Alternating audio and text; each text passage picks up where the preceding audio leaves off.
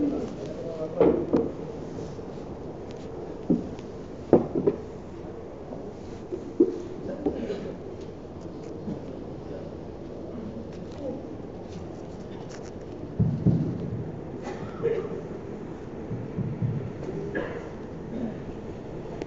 عليكم ورحمة الله وبركاته.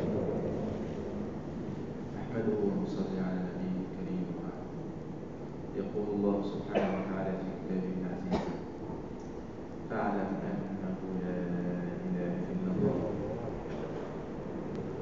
ويقول النبي صلى الله عليه وسلم في معنى الحديث: لو أنكم تتوكلون على الله حق توكله لرزقكم كما يرزق الطير تغدو خماصا وتروح بطانا، أو كما قال صلى الله عليه وسلم.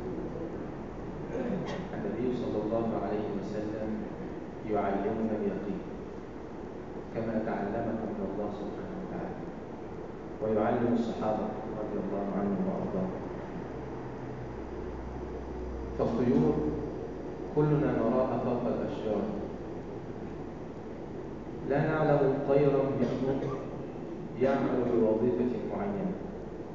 لم نرى طيرا مثلا نجارا، لم نرى طائرا حدادا، لم نرى طائرا سائق تاكسي، أو طائرا يعمل بأي وظيفة. ورغم ذلك هم يرزقون يوميا، يخرجون من بيوتهم من أعشاشهم بطونهم فارغة، ثم يعودون في آخر اليوم وبطونهم ملآن. فالنبي صلى الله عليه وسلم يعلمنا أننا لو عندنا اليقين الكامل على أن الله سبحانه وتعالى هو الرازق نرزق كما يرزق هذا الطير. بسم الله الرحمن الرحيم. نحمده ونصلي ونسلم على Rasulil Karim. Hadirin yang dirahmati Allah Subhanahu wa taala. Selalu memuji Allah Subhanahu wa taala. Bersalawat pada Nabi sallallahu alaihi wasallam yang membacakan sebuah ayat yang mulia. Maka ketahuilah bahwasanya tidak ada yang berhak disembah kecuali Allah Subhanahu wa taala. Kemudian Nabi sallallahu alaihi wasallam bersabda yang maksudnya, seandainya kalian bertawakal kepada Allah, berserah diri kepada Allah Subhanahu wa taala dengan sebenar-benarnya tawakal, niscaya Allah Subhanahu wa taala akan memberi kalian rezeki sebagaimana Allah Subhanahu wa taala memberi rezeki kepada burung-burung. Burung-burung itu keluar dari sarangnya pagi-pagi dalam keadaan perut kosong, sore hari kembali sudah dalam keadaan kenyang. Di sini Nabi Shallallahu Alaihi Wasallam mengajari umatnya, mengajari para sahabat akan keimanan. Jika kita melihat burung-burung itu, maka kita akan mendapati burung-burung itu tidak ada seekor pun dari mereka yang punya pekerjaan seperti manusia. Tidak ada burung itu tukang pandai besi atau furniture, tukang kayu atau sopir taksi, tidak ada. Burung-burung tidak ada pekerjaan. Tapi ketika mereka pagi hari keluar dari sarangnya, perutnya kosong, sore hari sudah kenyang, diberi rezeki oleh Allah Subhanahu wa taala.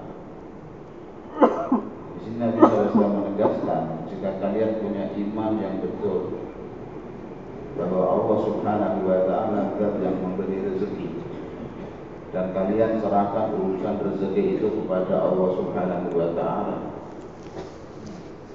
dan kalian sibukkan diri kalian di dalam ketaatan kepada Allah, maka Allah Subhanahu wa taala akan memberi kita rezeki sebagaimana Allah memberi burung-burung itu rezeki. يقول الله سبحانه وتعالى في سورة الفيل: ألم تر كيف فعل ربك بأصحاب الفيل. كلمة كيف هذه نجدها كثيرا في القرآن الكريم. عندما نجد كلمة كيف نعلم أن الله سبحانه وتعالى يرسل لنا رسالة أننا نعمل العقل ونتفكر ونتدبر في قدرة الله سبحانه وتعالى. ألم تر كيف فعل ربك بأصحاب الفيل. ما فعله الله سبحانه وتعالى بأصحاب الفيل معجزة من معجزات الله سبحانه وتعالى وآية من آيات الله سبحانه وتعالى. فأصحاب الفيل كان كم عددهم؟ يفوق 100,000، فوق 100,000. كم عدد أهل مكة؟ قليل جدا. ورغم ذلك هم لم يحاربوا، وإنما تركوا الله سبحانه وتعالى هو الذي يدافع عن البيت. فبماذا هزمهم الله سبحانه وتعالى؟ هزمهم بشيء بسيط قليل يدل على قدرة الله سبحانه وتعالى. طيور صغيرة ليست كبيرة. الطير الأبابيل هذه طيور صغيرة في حجم كف اليد مثلا أو أكبر قليلا، هكذا قال المفسرون. والحجارة التي من سجيل التي ألقي بها هؤلاء الجنود التي دمر بها هذا الجيش كم حجمها؟ صغير جدا. كل طائر يحمل في منقاره حجرة وفي كل قدم من القدمين حجر. فهزم الله سبحانه وتعالى الجنود 100,000 جندي ويزيدون، هزمهم بماذا؟ بحجارة بسيطة وطيور صغيرة. هذه قدرة الله سبحانه وتعالى. أيضا كلمة كيف عندما نجدها هنا كما قال الشيخ في صلاة الفجر في سورة الغاشية: أفلا ينظرون إلى الإبل كيف. أيضا كلمة كيف إلى الإبل كيف خلقت. ننظر، الله سبحانه وتعالى يريدنا أن نتدبر في كيفية خلق الإبل. وفي آية من آيات الله سبحانه وتعالى في خلق الإبل: إن الإبل كل شيء فيها معجزة من معجزات الله. هي آية تتحرك على الأرض، قدمها عريضة حتى لا تغمس في الرمال لأنها تتحرك في الصحراء. عندها السنام خلف ظهرها. السنام هذا يحفظ فيه الماء لأن الصحراء قليل الماء. فالجمل يظل بالأسبوع ممكن لا يشرب، أسبوع كامل لا يشرب. لماذا؟ الله سبحانه وتعالى رزقه هذا السنام حتى يحفظ فيه الماء. فالجمل آية من آيات الله سبحانه وتعالى. حتى أن الشفة فم الجمل هذه آية أيضا. هي مقسومة نصفين، من المنتصف مقسومة نصفين هكذا. هذه الشفة لماذا هي مقسومة نصفين؟ لأن الجمل يأكل من أعشاب الصحراء، وأعشاب الصحراء تكون كثيرة في الأشواك، فهذه الله سبحانه وتعالى يدفعه بها في أكل هذه الأشواك. فهذه قدرة الله سبحانه وتعالى. Dan hadirin yang dirahmati Allah Subhanahu wa taala, dan tak yakin bahwa Allah Subhanahu wa taala Zat yang Maha Berkuasa. Tanda-tanda kudrat Allah Subhanahu wa taala itu berada di dunia, di atas permukaan bumi, tersebar tanda-tanda kebesaran Allah, tanda-tanda kudrat Allah. Allah Subhanahu wa taala berfirman dalam surat Fil: "Alam tara kaifa fa'ala rabbuka bi ashabil fil." Tidakkah kalian melihat bagaimana Allah Subhanahu wa taala berbuat kepada tentara-tentara bergajah? Di sini alam tara kaifa. Dalam Al-Qur'an banyak sekali lafaz kaifa. Wala yanzuruna ilal ibili kaifa khuliqat. Ayat tadi. Kaifa ini artinya, maksudnya Allah Subhanahu wa taala mengirimkan berita kepada kita agar kita merenungkannya, agar kita menggunakan akal kita, otak kita untuk tadabbur, sebab di dalamnya terdapat tanda-tanda kudrat Allah Subhanahu wa taala.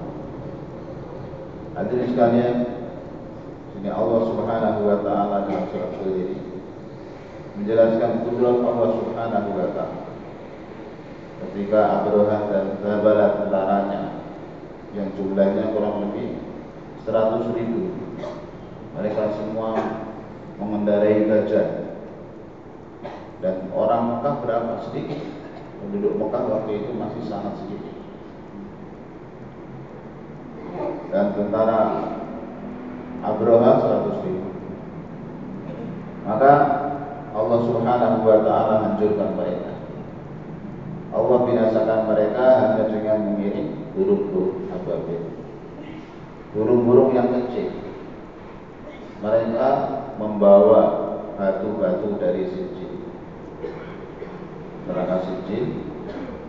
Nah, batu itu juga kecil, burungnya kecil, maka cengkramannya kecil, kemudian paruhnya juga kecil. Nah, tentu batu yang ada di paruhnya, yang ada di cengkramannya itu juga batu yang kecil. Dengan batu yang kecil itu Allah Subhanahu wa taala hancurkan bala tentara Abrahah, orangnya besar-besar, gajahnya juga semua binasa. Ini menunjukkan bahwa Allah Subhanahu wa taala zat yang maha berkuasa. Kemudian dari riwayatkan wala yanzuruna ila ibili kaifa khuliqat, bagaimana apakah mereka tidak melihat kepada onta-onta, bagaimana onta ini diciptakan. Kaif ini supaya kita itu merenungkan, supaya kita memikirkan kaifiyah, keadaan penciptaan onta, karena di dalamnya terdapat tanda kudrat Allah SWT. Biar maka kita akan mengetahui bahwa Allah zat yang maha berkuasa. Nah, onta ini karena dia diciptakan untuk hidup di padang sahara, padang pasir, maka kakinya panjang-panjang. Ya, dia jalan di padang pasir. Kemudian ada punuknya, Nah, punuk ini untuk penyimpanan air, sehingga onta itu terkadang seminggu juga minum, tapi dia punya simpanan air di dalam punuk. Simpanan air selama seminggu jalan-jalan nggak minum, nggak apa-apa, seminggu sekali baru minum. Kemudian kita lihat bibirnya itu terbelah, bibir depannya terbelah. Untuk apa? Karena dia adalah binatang kendaraan di padang pasir dan makannya adalah rumput-rumput yang ada di padang pasir. Dan kebanyakan rumput-rumput itu berduri. Maka Allah SWT buat mulutnya, bibirnya agak terbelah supaya dia mudah makan rumput-rumput itu dan tidak terkena durinya. Semua sudah dibuat oleh Allah Subhanahu wa taala. Karena rezeki dia ada di sana seperti itu, Allah mudahkan seperti itu. Hadirin yang dirahmati Allah Subhanahu wa taala, semua itu menunjukkan bahwa Allah Subhanahu wa taala zat yang maha berkuasa atas segala sesuatu. فلا بد لنا أيها الأحباب الكرام أن نتعلم اليقين كما تعلمه الأنبياء، كما تعلمه الصحابة رضي الله عنهم وأرضاهم.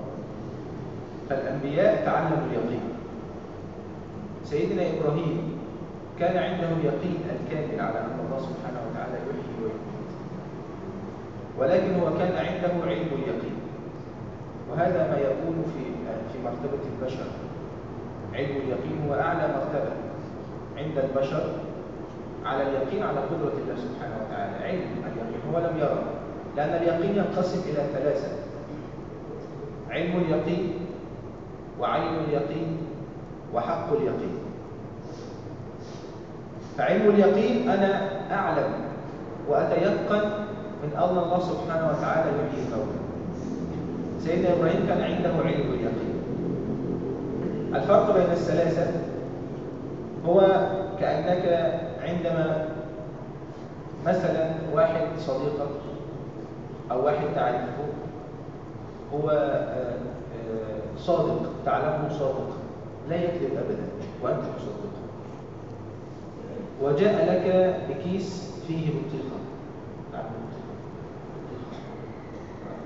جاء كيس فيه بطيخة، أنت ترى من الخارج من بعيد الكيس وفيه شيء مكور من داخل مثل البطيخة، فهو قال لك، فأنت سألته ما في هذا الكيس، فهو قال لك فيه بطيخة،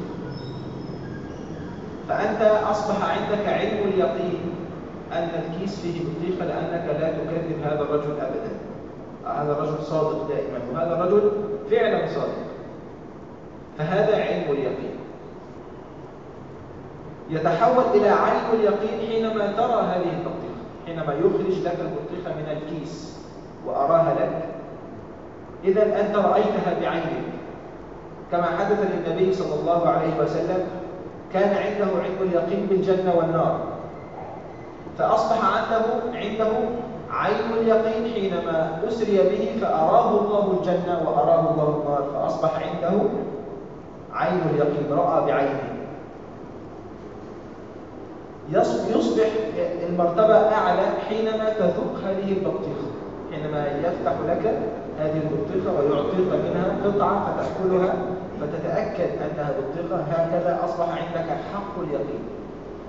هذا ما حدث مع سيدنا إبراهيم صلى الله عليه وسلم حينما قال لربه سبحانه وتعالى رب أرني كيف تحيي الموتى، قال أولم تؤمن؟ قال بلى ولكن ليطمئن قلبي.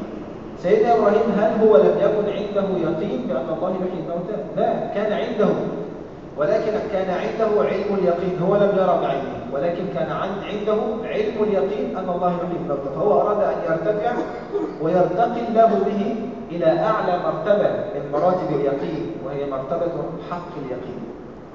فالله سبحانه وتعالى ماذا قال له؟ قال فخذ 4 من الطير، 4 طيور فصرهن إليك. كيف صرهن إليك؟ اذبحهن وقطعهن أجزاء، ثم اخلط هذه الأجزاء كلها بعضها بالبعض، ثم اجعل على كل جبل منهن جزءا.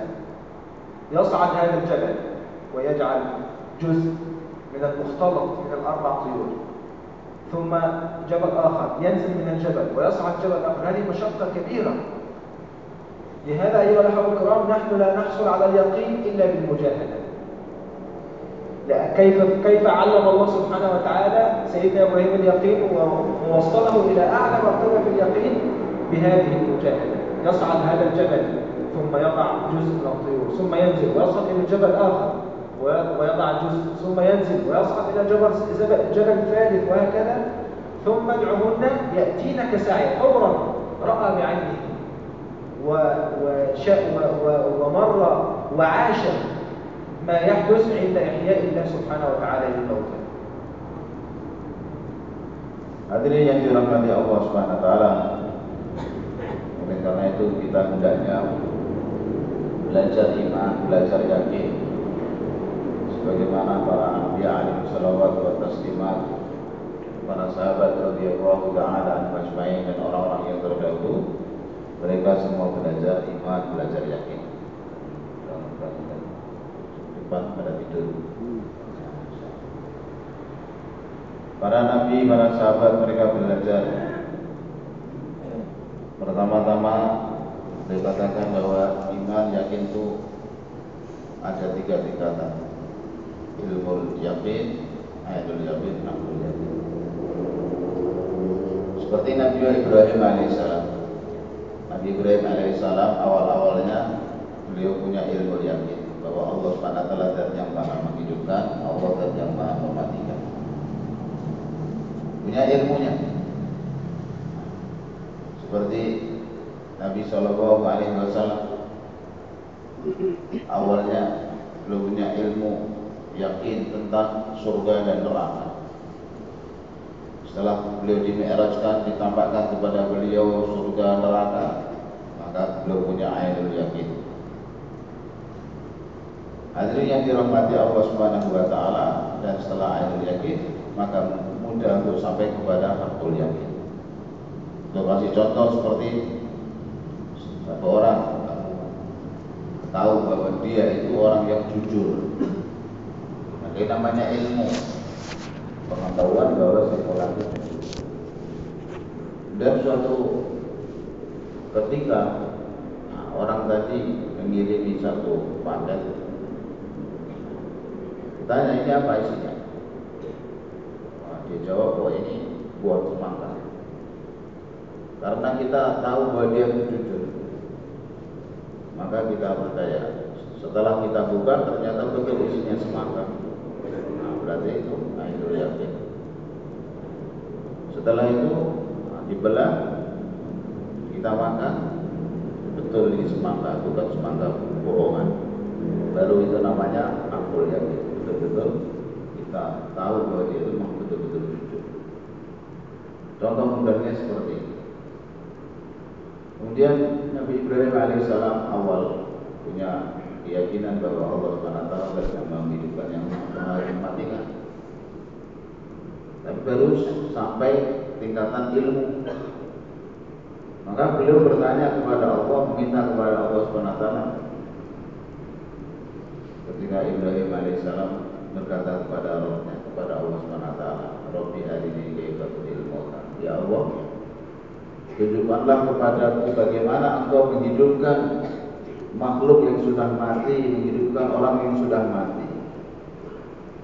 Allah bertanya, awalam tuh, apakah kamu belum beriman wahai Ibrahim?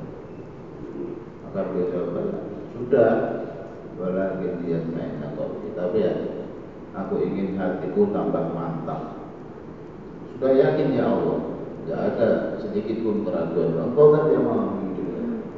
Hanya saja saya ingin melihat dengan mata kepala saya supaya saya tambah mantap. Beliau ingin naik ke tingkatan kedua, yaitu ainul yakin.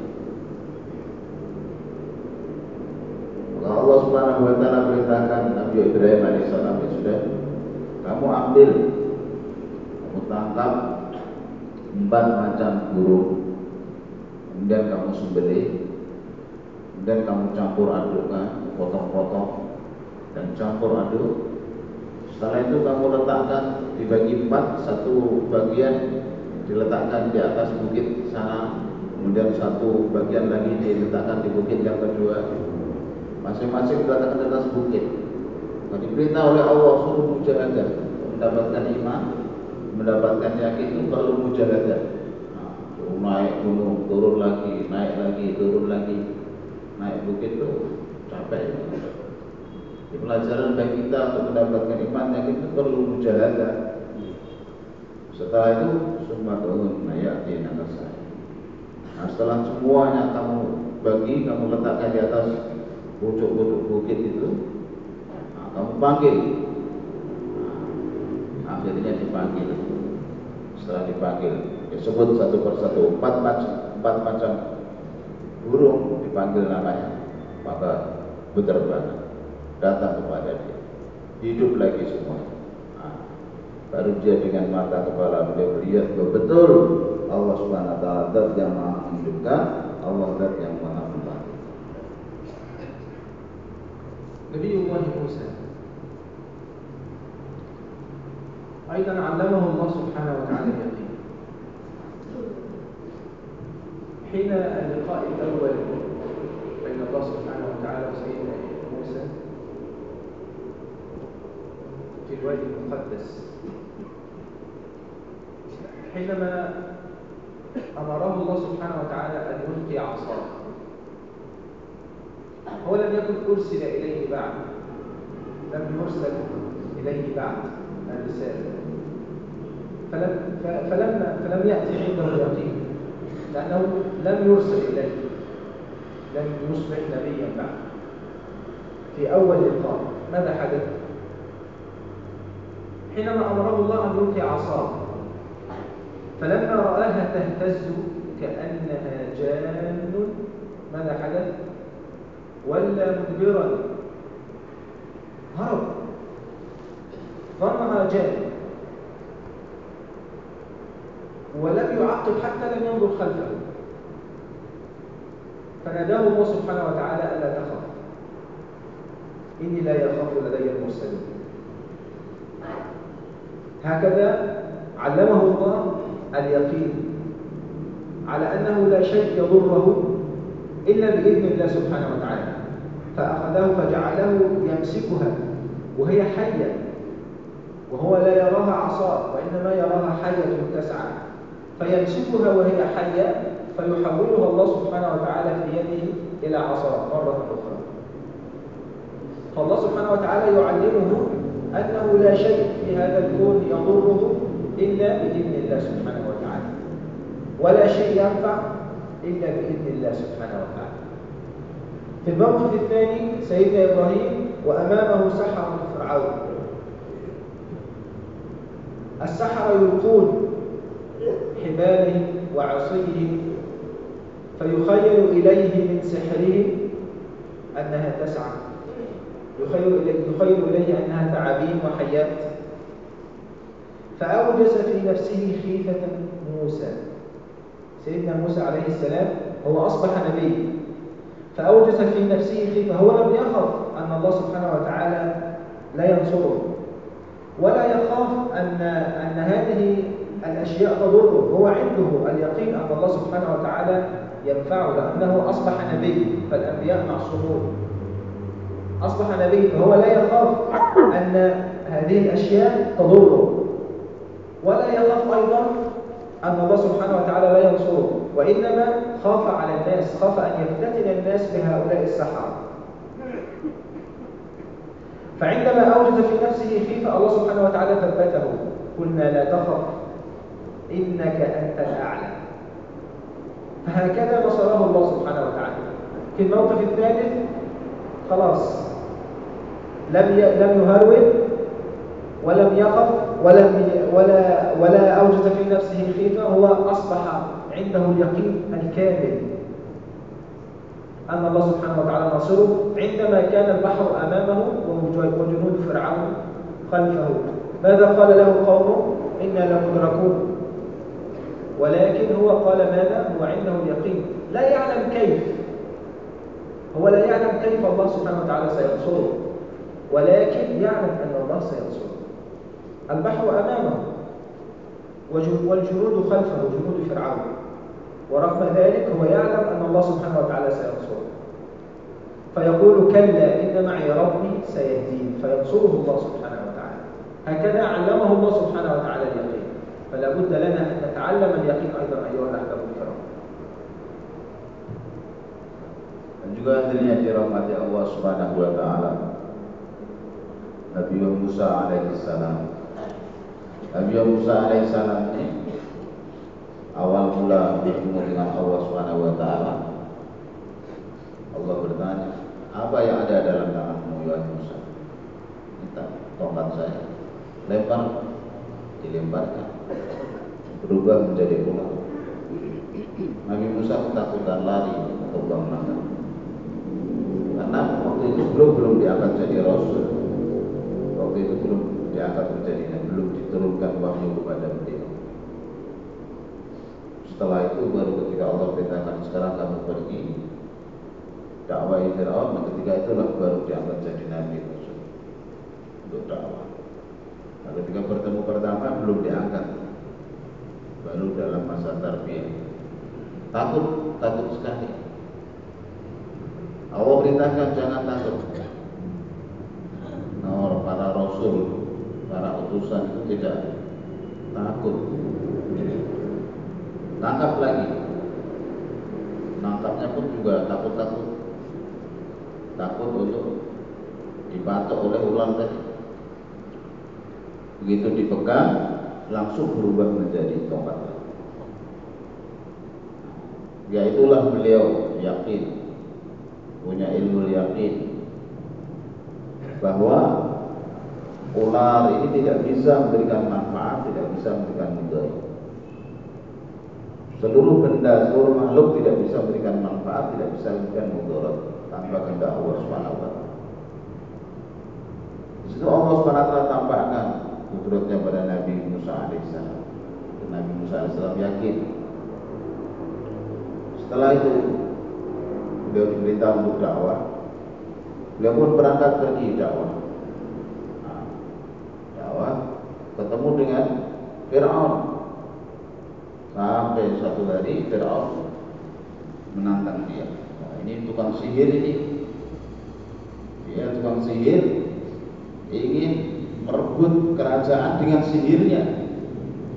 Maka dia kumpulkan, Fir'aun mengumpulkan tukang-tukang sihir, kumpulkan semuanya. Kumpulkan, ayo kita sekarang bertanding siapa yang menang. Akhirnya semua tukang sihirnya Fir'aun sudah melepaskan bibir-bibirnya, melepaskan tali-talinya atau apa yang mereka perlu. Dan sihir seakan-akan itu ular yang bergerak, pada bukan ular, ini sihir. Nabi Musa alaihissalam, Allah jelaskan, wa awjasa fi nafsi khifah, merasakan sedikit ketakutan. Tapi bukan takut kepada ular itu tidak, atau takut kepada bahwa Allah tidak akan menolongnya itu tidak.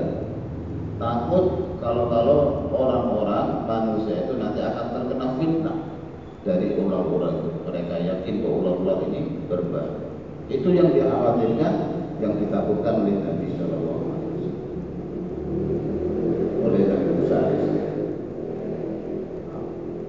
Nah setelah itu pun dia dibantu. Allah SWT firman, lemparkan tongkat. Tongkatnya dilemparkan, kemudian tongkat Allah Subhanahu Wa Taala ubah menjadi ular lagi, dan seluruh ular-ular yang disihir oleh tukang sihir yang Fir'aun tadi telah dimakan oleh ularnya Nabi Musa AS. Hadirin yang dirahmati Allah Subhanahu Wa Taala, kemudian beliau terus seperti itu sehingga sampai kepada hakul iman, dan hakul yakin lagi, yaitu apa? Ketika beliau dan umatnya berada di antara tentara Fir'aun dan laut, depan lautan, belakang tentaranya Fir'aun. Ketika itu udah nggak ada rasa takut lagi, nggak ada kekhawatiran lagi kalau Allah nggak akan menolong. Waktu itu sudah betul-betul yakin, aku yakin, sudah betul-betul yakin Allah pasti akan menolong. Kita kaumnya mengatakan, Musa, sudah habislah kita. Hari ini kita semua akan ketangkap, kita akan dibantai oleh Fir'aun dan para-paranya. Nabi Musa alaihissalam dengan yakinnya beliau mengatakan, kalau sekali-kali tidak, Allah Rabbu bersamaku, pasti dia akan memberi kita jalan. Nah yakin, sudah sampai kepada aktul yakin. Seperti itulah sekalian iman, tingkatan-tingkatan. Kita perlu belajar iman seperti para sahabat, seperti para anbiya alaihi. Mereka diajari, mereka dibimbing langsung, diajari langsung oleh Allah Subhanahu Wa Taala. Karena mereka apa? Terjun di dalam kerja dakwah.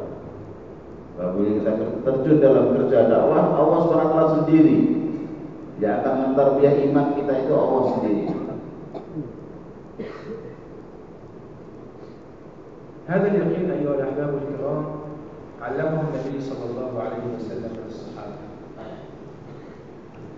عندما كان يقف فوق جبل أحد واهتز جبل أحد، وكان النبي صلى الله عليه وسلم يقف ومعه أبو بكر، سيدنا أبو بكر رضي الله عنه وأرضاه، سيدنا عمر. ماذا قال للجبل؟ قال للجبل اثبت أحد، فإن عليك نبي وصديق وشهيدين. فالنبي صلى الله عليه وسلم يعلم الصحابة أن الجبل هو مخلوق من مخلوقات الله، والأرض مخلوق من مخلوقات الله. فلذلك الله سبحانه وتعالى هو قادر يحركها أو يوقفها أو يثبتها، فهي لا تتحرك إلا بإذن الله سبحانه وتعالى، فيثبت الجبل بإذن الله، فيحدث نفس الشيء في عهد سيدنا عمر رضي الله عنه وأرضاه حينما اهتزت الأرض، أرض المدينة،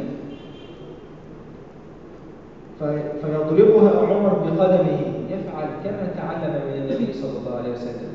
يضربها عمر رضي الله عنه وأرضاه بقدمه ويقول لها اثبتي، ألم أعدل فوقك؟ فتثبت الأرض بإذن الله سبحانه وتعالى. فأيها الأحباب الكرام، الصحابة رضي الله عنهم وأرضاهم لم يكن عندهم مشاكل. المشاكل حتى وإن كانت مشاكل نحن نراها بأعيننا أنها مشاكل كارثية، مشاكل صعبة لا يمكن حلها، ليس البشر قادر على حل هذه المشاكل. فماذا يحدث؟ هم يعلمون أن الله سبحانه وتعالى ليست عنده مشاكل. المشكلة مهما عظمت ومهما كبرت هي ليست عند الله مشكلة. فالأنبياء والصحابة رضي الله عنهم وأرضاهم علموا أن الله سبحانه وتعالى بيده مقاليد السماوات والأرض.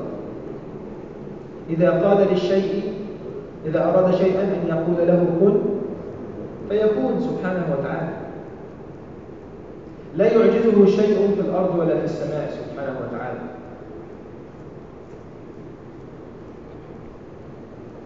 أقوى الدول الآن، أقوى دولة في العالم، هل تستطيع أن تقف أمام زلزال؟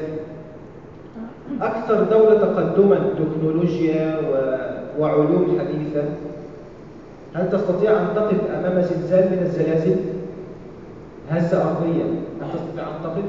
مستحيل، لا يمكن، بكل التطورات العصرية، بكل العلوم التي وصلنا إليها.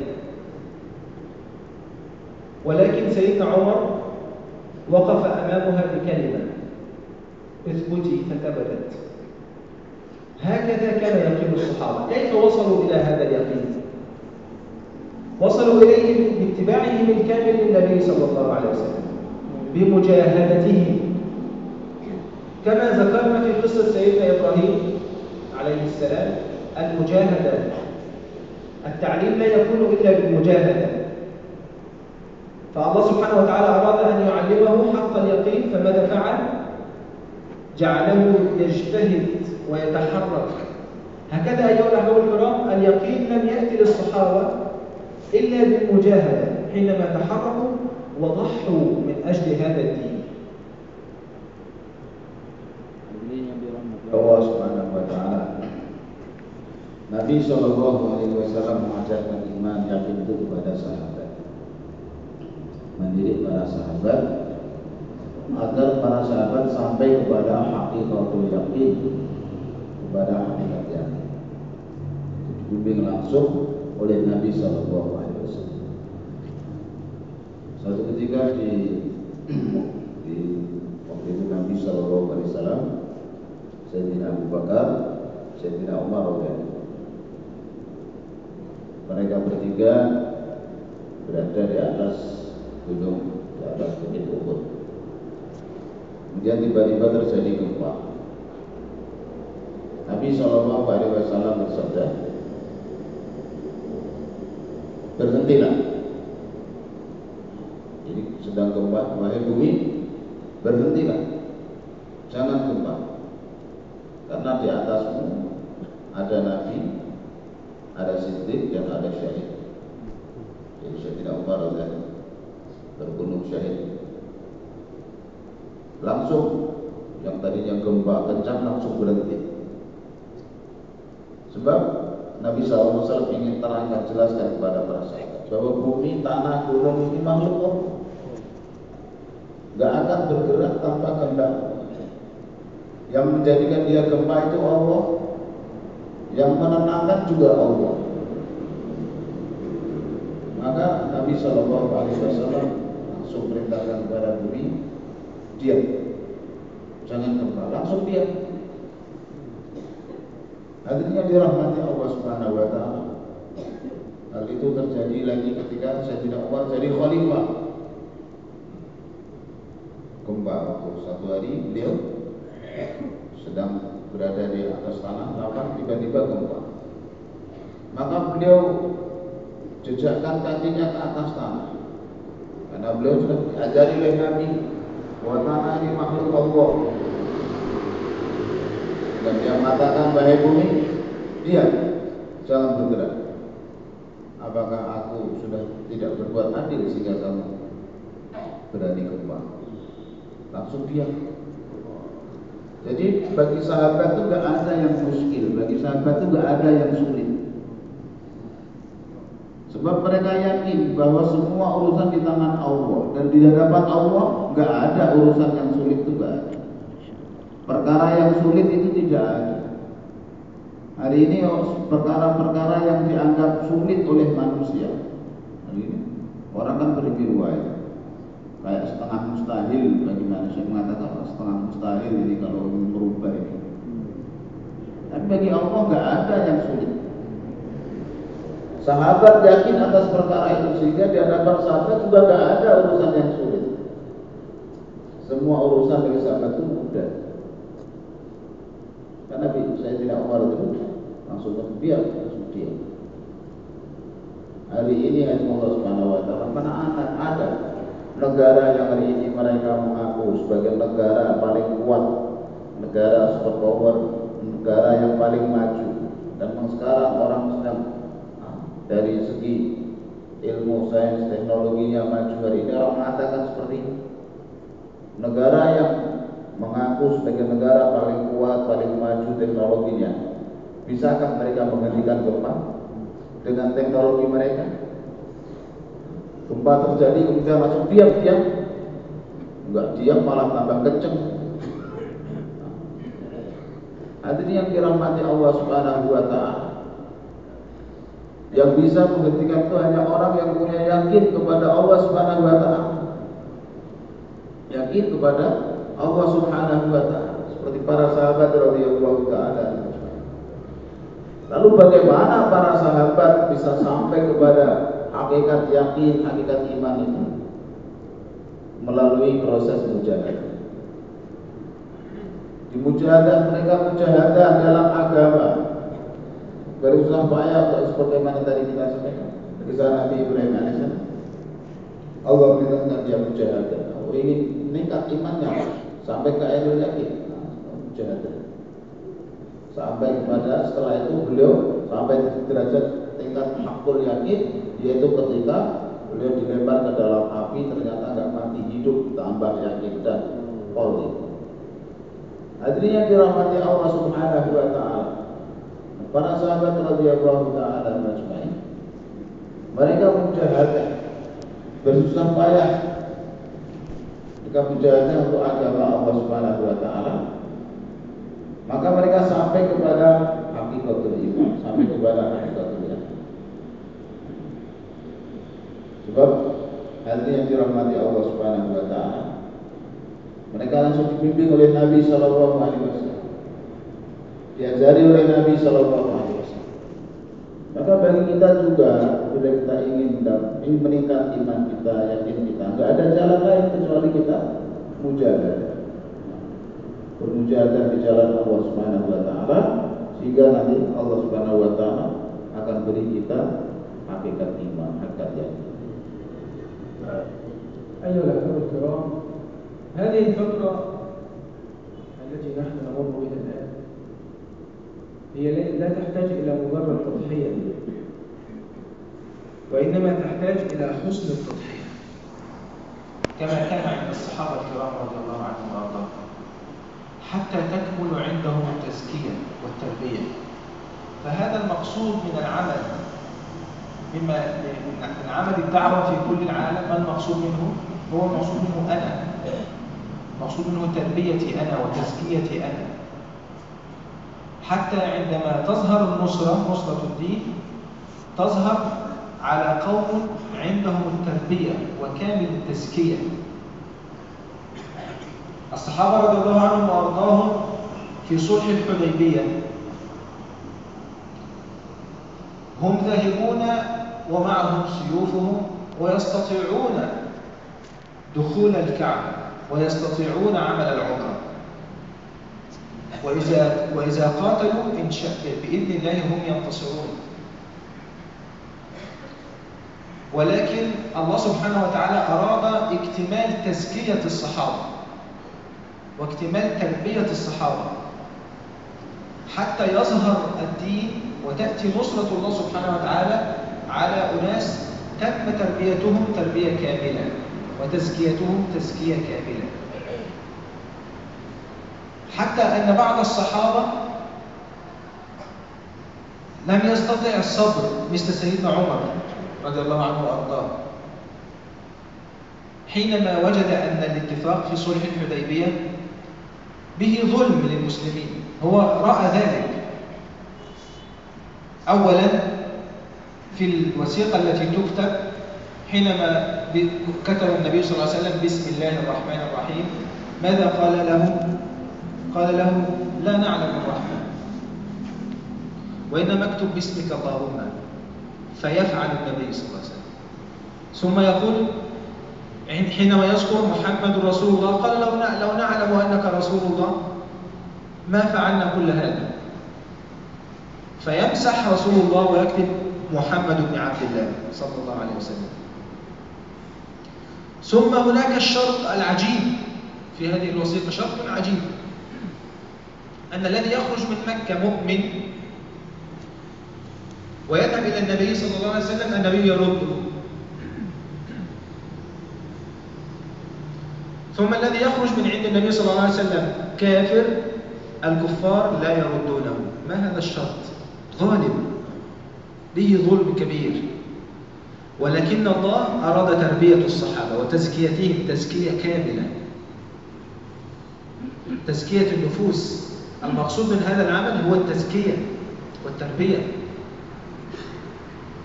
فسيدنا عمر يذهب إلى النبي صلى الله عليه وسلم يقول يا رسول الله ألسنا على الحق؟ أليسوا هم على الباطل؟ فالنبي صلى الله عليه وسلم يقول إني رسول الله صلى الله عليه وسلم وهو ناصري ولست أعصيه. فيذهب إلى أبو بكر رضي الله عنه وأرضاه فيسأله نفس الأسئلة، وسيدنا أبو بكر يرد عليه نفس الإجابة. الذي كان في قلب النبي كان في قلب سيدنا أبو بكر.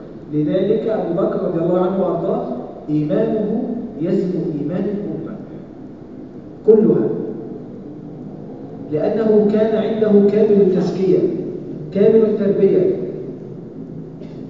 نفسه أصبح ما في قلبه مطابق تماما لما كان في قلب النبي صلى الله عليه وسلم، حتى أن النبي صلى الله عليه وسلم حينما أمرهم أن يذبحوا الهدي الذي أتوا به معهم، ماذا فعل الصحابة؟ لم يفعلوا، ولا واحد منهم فعل ذلك. فالنبي صلى الله عليه وسلم يدخل للسيدة أم سلمة ويقول هلك القوم. فالسيدة أم سلمة تقول له رأيها، هو لم يستشيرها، لم يقول لها ماذا أفعل، ولكن هي عرضت عليه رأيها وقالت أنت اذبح واحلق، فهم يفعلون.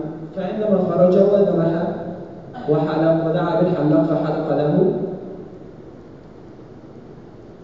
يعني كاد الصحابة أن يقتتلوا، كانوا يقتلون بعضهم من سرعة تنفيذهم لأمر النبي صلى الله عليه وسلم. كملت عندهم التربية ورجعوا. لذلك قال الله سبحانه وتعالى عن ذلك الفتح المبين.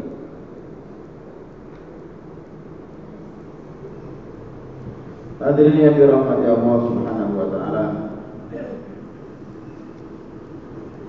Hari ini, sekarang ini, untuk kita sekarang, yang dikehendaki adalah husnul mujahadah. Kita buat mujahadah dengan cara yang betul. Ini bukan sekedar mujahadah, tapi mujahadah dengan cara yang baik, mujahadah dengan cara yang betul, mujahadah yang benar, pengorbanan yang benar.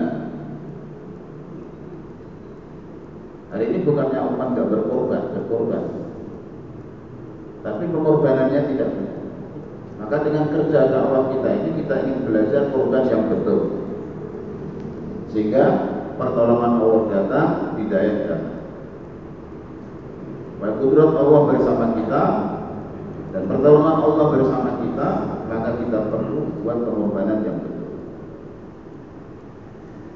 Pengorbanan seperti yang dibuat oleh para sahabat radhiyallahu taala ajmain.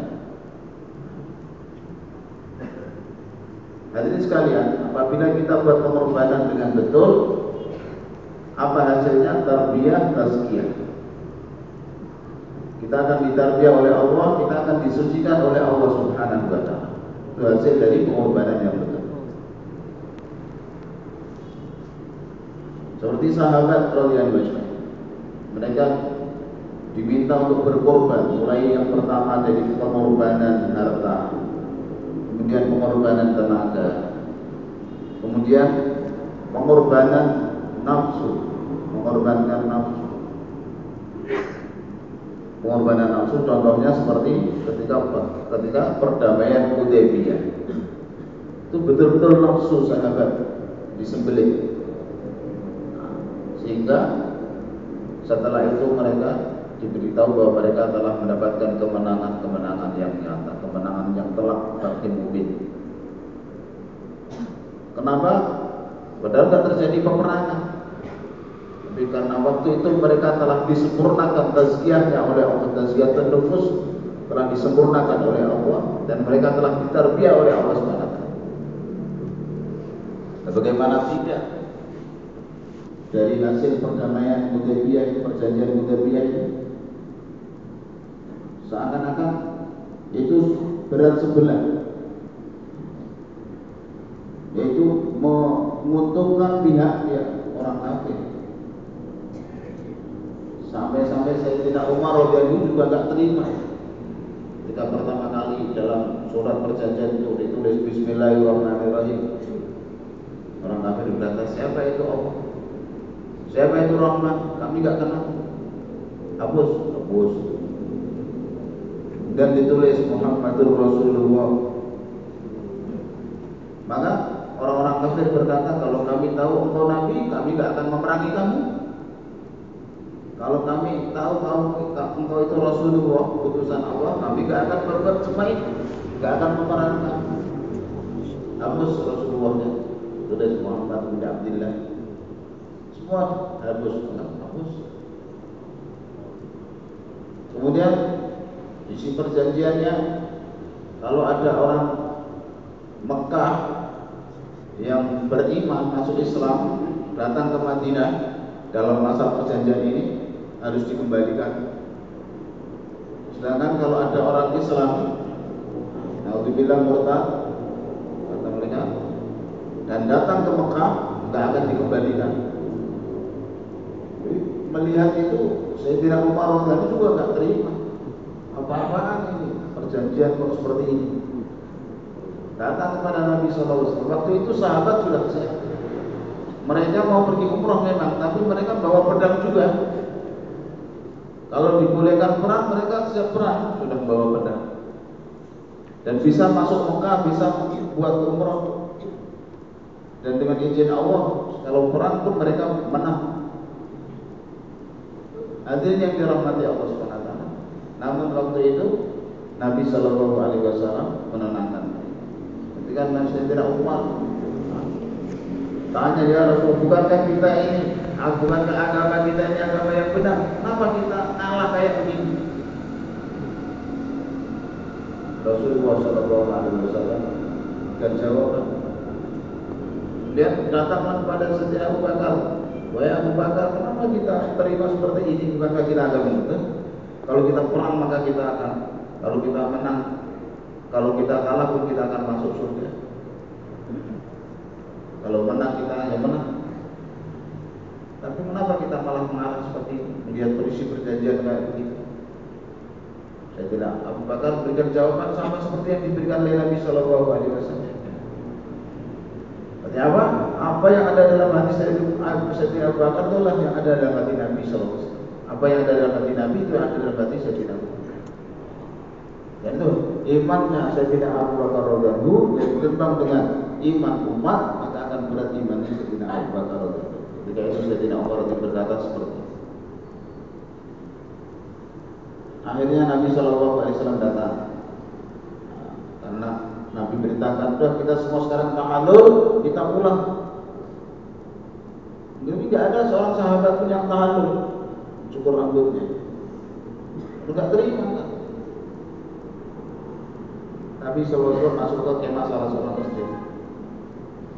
Dan salah seorang istri beliau mengatakan, "Ya Rasulullah, engkau keluar dari kemah, kau cukur rambutmu."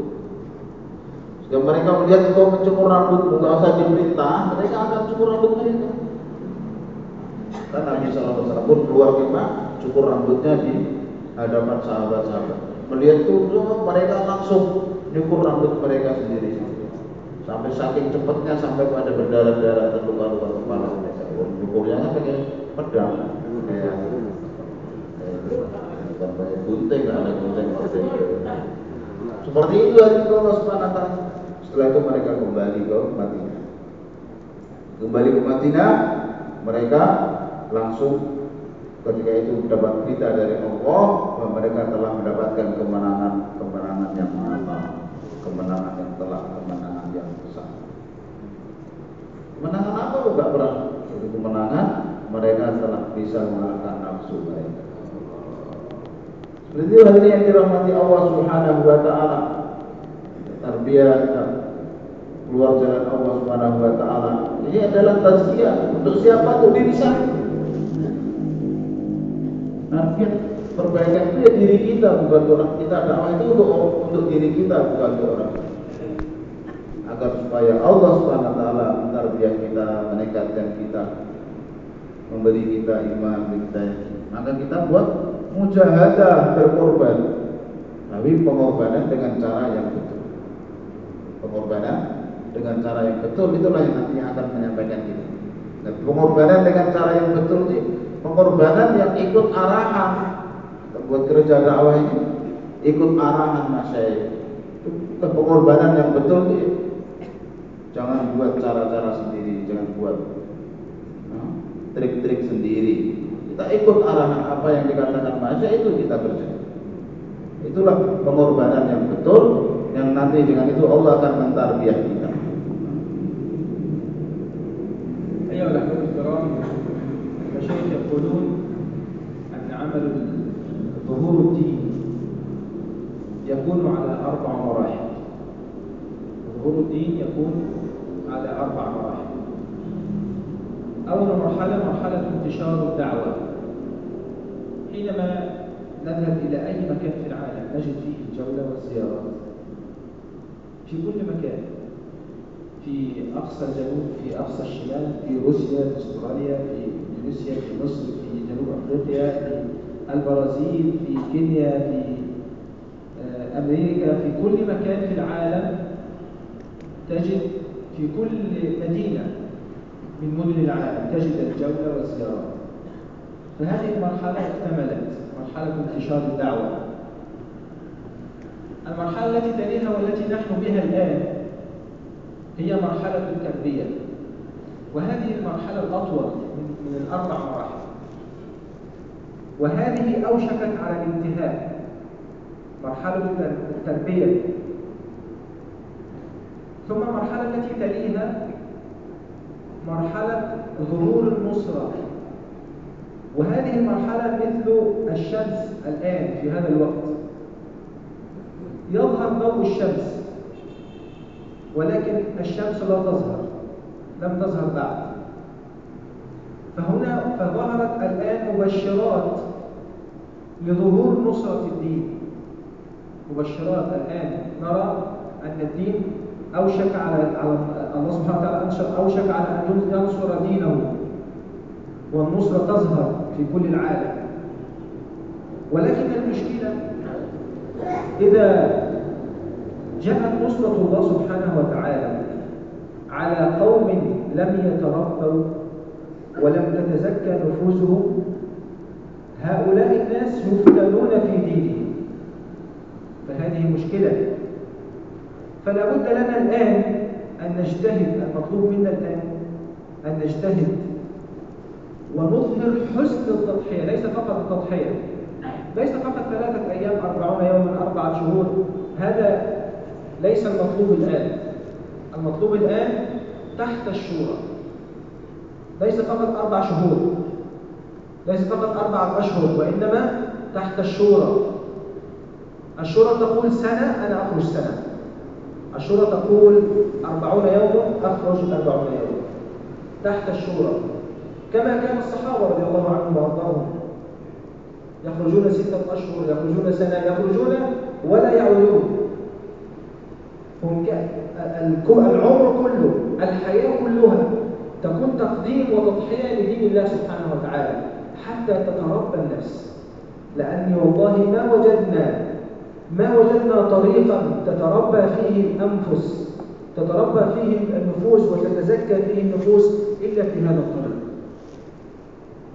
فحينما تظهر نصرة الله سبحانه وتعالى تظهر على نفوس قد تربت وتمت تزكيتها من قبل الله سبحانه وتعالى، فلا نفتتن في ديننا. وهذا هو المطلوب من هذا العمل أيها الأحباب الكرام، هو أن نتربى وتتزكى نفوسنا.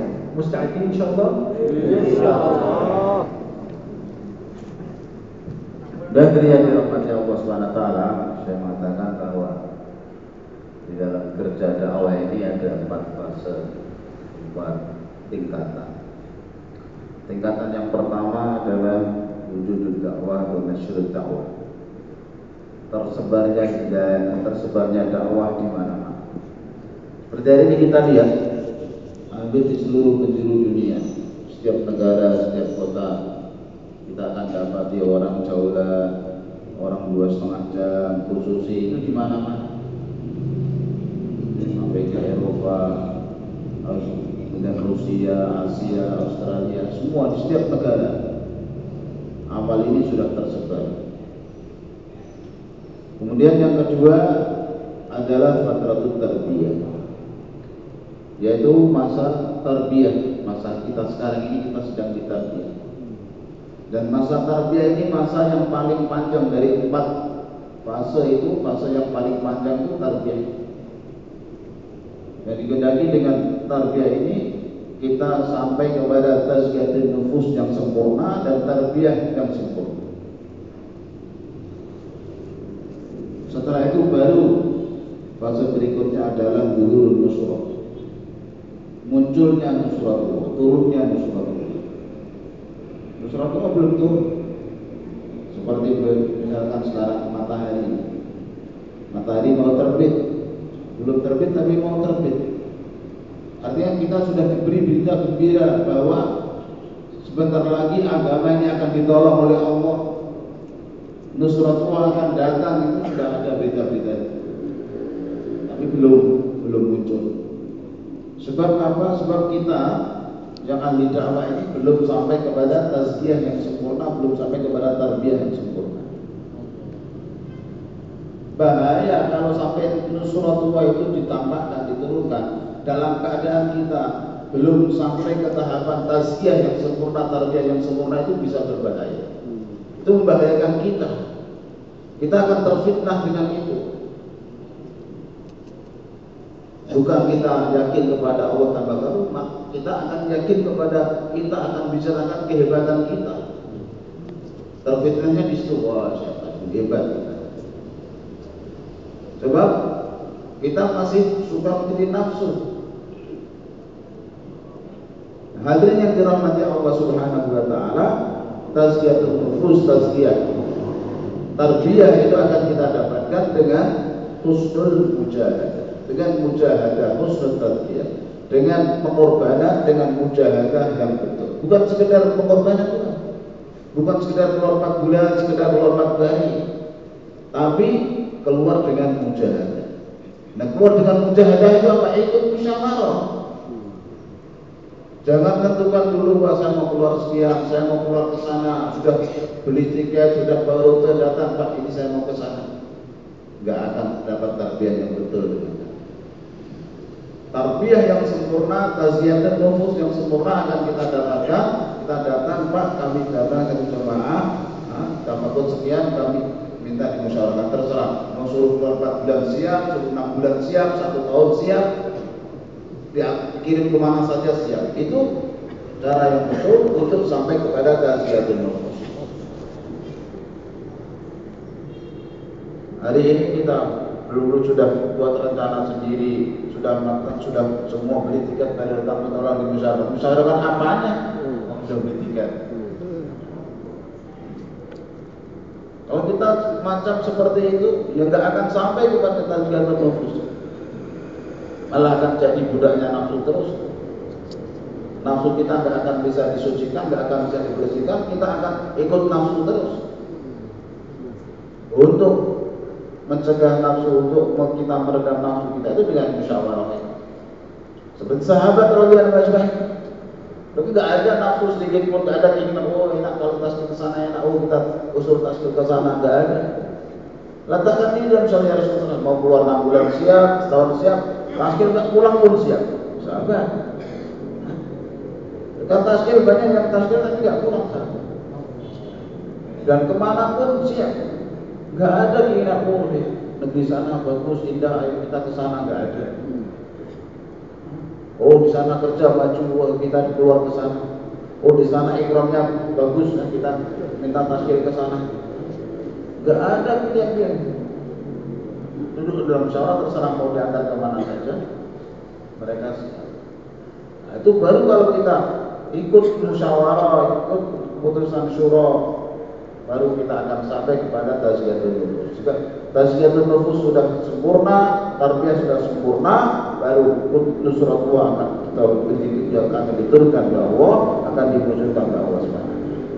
Nanti itu semua siap mujahadah insyaallah. Yang keempat nanti kudrat Allah akan bersama kita. 4 bulan setiap tahun sekarang. Tazkiyah silakan 4 bulan setiap tahun. 4 bulan setiap tahun. Kemanapun, dengan siapapun, berapa lama pun, kapanpun kita siap. Silakan.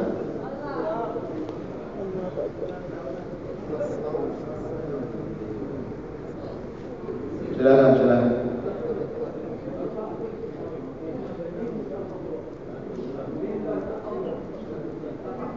Kalau yang biasa Pak keluar ke belakang tim tasbih. Silakan yang gas ke belakang ke sama tasbih langsung. Hari ini berangkat 4 bulan negeri jauh. IBB dalam negeri 4 bulan 40 hari jalan kaki biasa. Silakan. Yang tambah masa juga. Bapak yang masih 40 hari tambah masa 4 bulan dulu. Jangan pulang dulu. Baru pulang dari 40 hari. Nah, sempurnakan 4 bulan baru pulang. Jangan wapsi dulu yang 40 hari. Silakan. Yang wapsi 40 hari tambah masa 4 bulan. Jangan berpulang. Jangan ingat istri.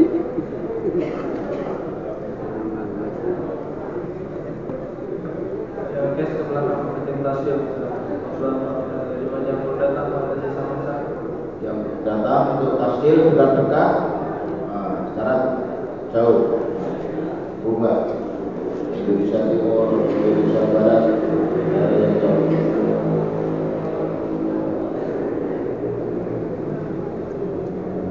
Tasbih ke daerah-daerah terpencil, pulau-pulau terpencil.